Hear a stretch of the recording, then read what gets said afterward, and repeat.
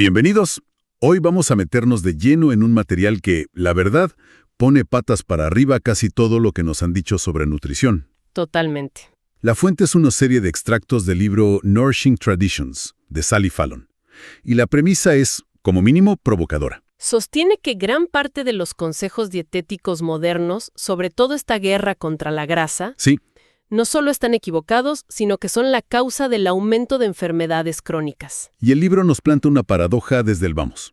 Estamos más obsesionados que nunca con comer sano y, sin embargo, Y sin embargo, las tasas de cardiopatías, cáncer, diabetes están por las nubes. es una contradicción que pide a gritos una explicación. Totalmente.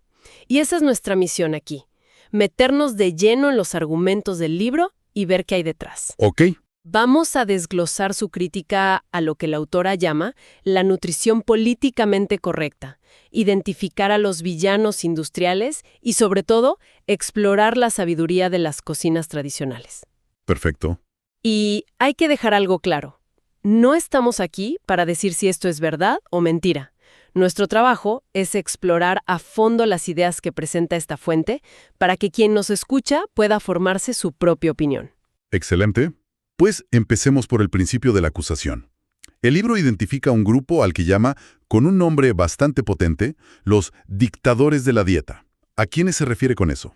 Se refiere a un frente bastante unido, Agencias gubernamentales como la FDA, la USDA en Estados Unidos, ¿Las grandes? las grandes, la Asociación Médica Americana, organizaciones muy influyentes como la Asociación Americana del Corazón. La autora argumenta que todas estas voces han repetido el mismo mantra por décadas y reduzcan la carne roja. Un mensaje que hemos oído hasta el cansancio. Pero lo interesante es que el libro no lo trata como un simple consejo, lo rastrea hasta su origen, casi como si fuera la escena de un crimen. Exacto, como una investigación. Y la pista principal lleva a una sola teoría, la hipótesis de los lípidos. Propuesta por Ansel Keys en los años 50. Correcto. La idea era, en apariencia, muy sencilla. Cuanta más grasa saturada y colesterol comes, más riesgo tienes de sufrir una enfermedad coronaria. Punto. Suena lógico, ¿no? Es la base de la pirámide alimenticia que a muchos nos enseñaron en la escuela. Parecía lógico, pero la autora sostiene que esta hipótesis es, fundamentalmente defectuosa. ¿Así? Y más aún, dice que fue impulsada no solo por la ciencia, sino por intereses económicos muy poderosos. A ver, Específicamente las industrias de los aceites vegetales y los alimentos procesados vieron la oportunidad de oro para desplazar a sus competidores directos. la mantequilla, la manteca. Exacto, la crema, en fin, las grasas tradicionales. Era demonizar al enemigo para vender tu producto. Ok, esa es una acusación muy seria. ¿El libro presenta alguna prueba para respaldar que la hipótesis no se sostiene? Sí, y es una de las partes centrales de su argumento. Cita varias fuentes que la contradicen. Por ejemplo, Por ejemplo, una encuesta de un cirujano cardíaco muy famoso, Michael DeBakey. Analizó a 1.700 de sus propios pacientes con aterosclerosis 1700. y, para su sorpresa, no encontró ninguna correlación entre los niveles de colesterol en la sangre y la gravedad de la enfermedad. Espera un momento. Un cirujano cardíaco pionero no encuentra relación entre colesterol y enfermedad cardíaca en sus pacientes. Eso es dinamita pura. Va contra todo el discurso oficial. Exactamente. Y hay más. Cita otro estudio donde hombres que consumían mantequilla tenían la mitad de riesgo de enfermedad cardíaca que los que usaban margarina. ¿La mitad? Pero el golpe más fuerte, según la autora, viene de lo que ella llama la vergüenza del discurso nutricional, el estudio de las poblaciones tradicionales. Ah, aquí es donde comparan a la gente que come como sus ancestros con quienes adoptan la dieta moderna. Precisamente. Y el libro presenta casos que son, como mínimo, desconcertantes. Por ejemplo, los judíos yemenitas. Ok. Mientras vivían en Yemen, con una dieta rica en grasas animales, casi no conocían la diabetes ni las enfermedades del corazón. Ajá. Pero cuando emigraron a Israel y cambiaron la mantequilla por la margarina y los aceites vegetales, las tasas de ambas enfermedades se dispararon. El mismo grupo genético, dos dietas distintas, dos resultados de salud opuestos. Es un experimento casi perfecto. Y no es un caso aislado. Menciona a la India. La población del norte come 17 veces más grasa animal que la del sur. 17 veces. Pero tiene una incidencia 7 veces menor de enfermedad coronaria. Wow. Y luego están los casos extremos, los masái en África, que viven a base de leche, sangre y carne, o los esquimales con su dieta de pescado graso, o los okinawenses que consumían grandes cantidades de manteca de cerdo. Y todos ellos, supuestamente, estaban sanos del corazón. Prácticamente libres de las enfermedades cardíacas que nos aterran hoy. Entiendo. El argumento del libro es que si la hipótesis de los lípidos fuera correcta, estas poblaciones deberían haber sido las más enfermas del planeta. Y eran de las más sanas. Así que si la grasa animal no es la villana, el libro debe tener otro sospechoso en la mira. Lo tiene. Y aquí es donde la investigación se vuelve, como decías, bastante gráfica.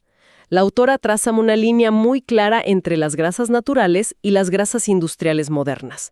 El principal acusado es un proceso llamado hidrogenación. La hidrogenación. Eso es lo que convierte un aceite líquido en algo sólido, como la margarina, ¿verdad? Correcto. Y la descripción del proceso de fabricación de la margarina que hace el libro es una historia de terror culinaria. A ver. Empieza con los aceites más baratos, soja, maíz, que a menudo ya están rancios.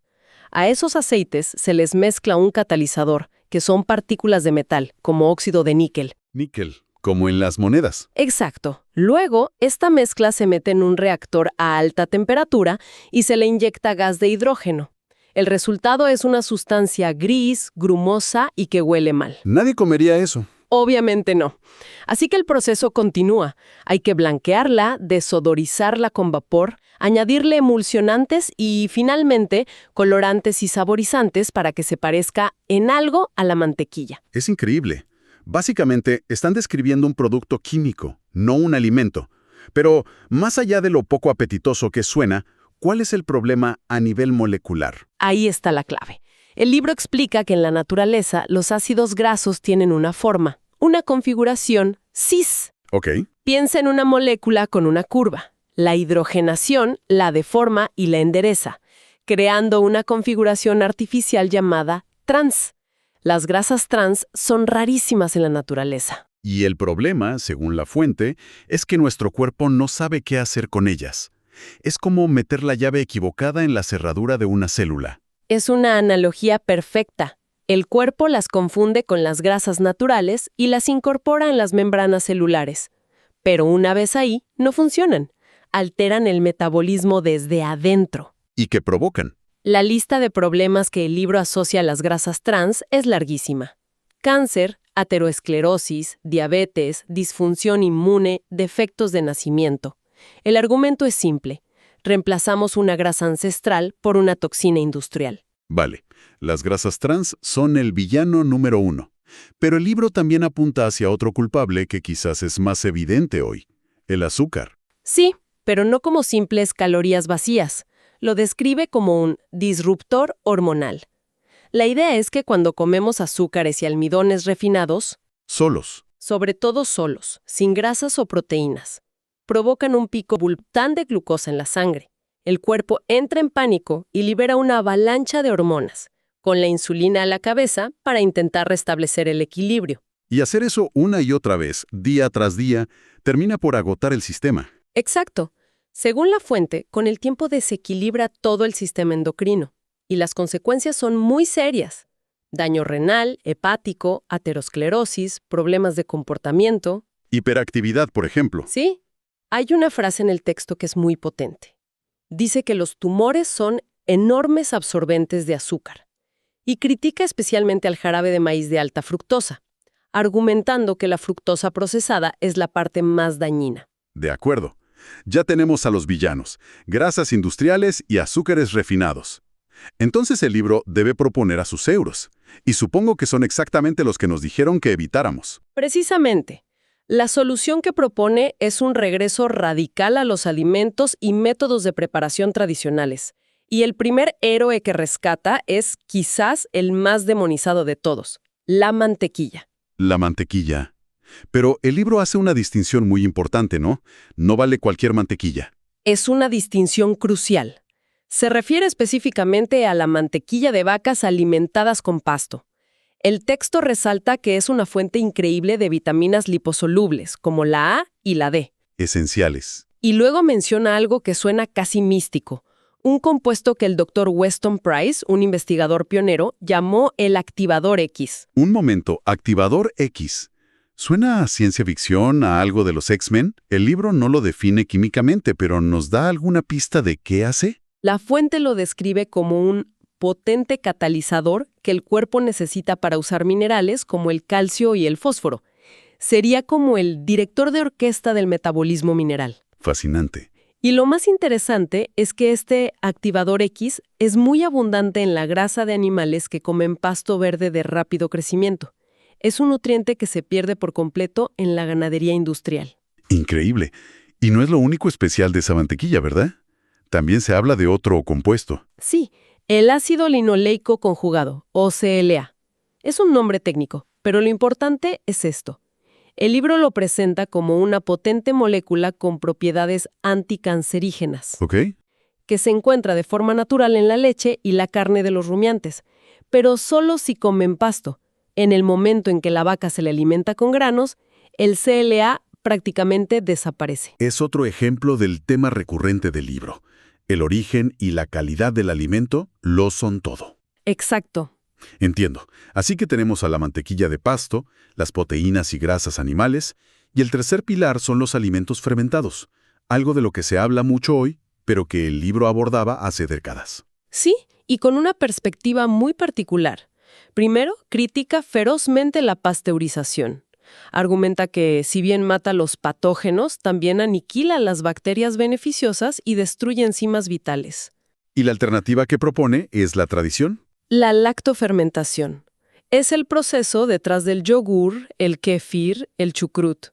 Y lo que se resalta es que este método no solo conserva los alimentos, los enriquece. ¿Cómo? Las bacterias beneficiosas, los probióticos, producen vitaminas adicionales, predigieren los alimentos y, lo más importante, neutralizan ciertos compuestos problemáticos. Esto me parece un punto clave. El libro habla de los antinutrientes. Suena mal, pero ¿qué son exactamente? Es un concepto fascinante. La fuente explica que muchos alimentos vegetales, sobre todo granos integrales y legumbres, tienen mecanismos de defensa. Uno es el ácido fítico. ¿Y qué hace? Se une a minerales como el hierro o el zinc en nuestro intestino y evita que los absorbamos. Otros son los inhibidores de enzimas, que bloquean nuestras propias enzimas digestivas. O sea que podrías estar comiendo un pan integral lleno de minerales, pero tu cuerpo no puede aprovecharlos porque vienen con su propio sistema de seguridad. Esa es la idea. Es como si los nutrientes estuvieran encerrados en una caja fuerte. Y aquí es donde entra la sabiduría ancestral. El remojo, la germinación. Exacto. La fermentación con masa madre. Son las llaves que abren esa caja fuerte. Desactivan el ácido fítico y los inhibidores, liberando todo el potencial nutritivo del alimento. Es como si predigirieran la comida fuera del cuerpo. Y eso me lleva a la última gran idea del libro, la importancia de las enzimas. Correcto. Se basa en el trabajo del Dr. Edward Howell, quien propuso que nacemos con un potencial enzimático limitado, como una cuenta bancaria de enzimas. Ok. Una dieta de alimentos solo cocidos obliga al páncreas a producir muchísimas enzimas, lo que, según esta teoría, agota nuestra cuenta bancaria con el tiempo y acorta la vida. Mientras que los alimentos crudos o fermentados ya traen sus propias enzimas. Correcto. Actúan como un equipo de avanzada, iniciando la digestión y aliviando la carga del páncreas. Bien, hemos cubierto mucho terreno, de la crítica a la nutrición oficial, a los villanos industriales y los héroes tradicionales. Si tuviéramos que destilarlo todo, ¿cuál es el mensaje de fondo? Al final el mensaje es radicalmente simple y a la vez un desafío enorme. No se trata de contar calorías o de obsesionarse con porcentajes.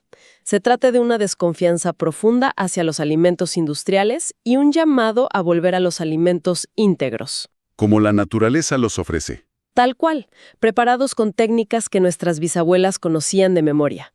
Prioriza la calidad y la preparación por encima de cualquier otra métrica. Un cambio de paradigma total. Y para cerrar, me quedo con una idea que plantea el libro como reflexión final. ¿Cuál es? Insiste en la importancia de la sabiduría ancestral. Sugiere que las culturas tradicionales tenían un instinto que las guiaba. La autora propone que nosotros, la gente moderna, debemos usar el conocimiento para reconstruir ese instinto perdido. Y eso me deja con una pregunta que creo que es muy relevante. En un mundo saturado de ciencia nutricional contradictoria y de marketing agresivo, ¿cómo puede una persona, hoy, empezar a cultivar esa sabiduría alimentaria para sí misma?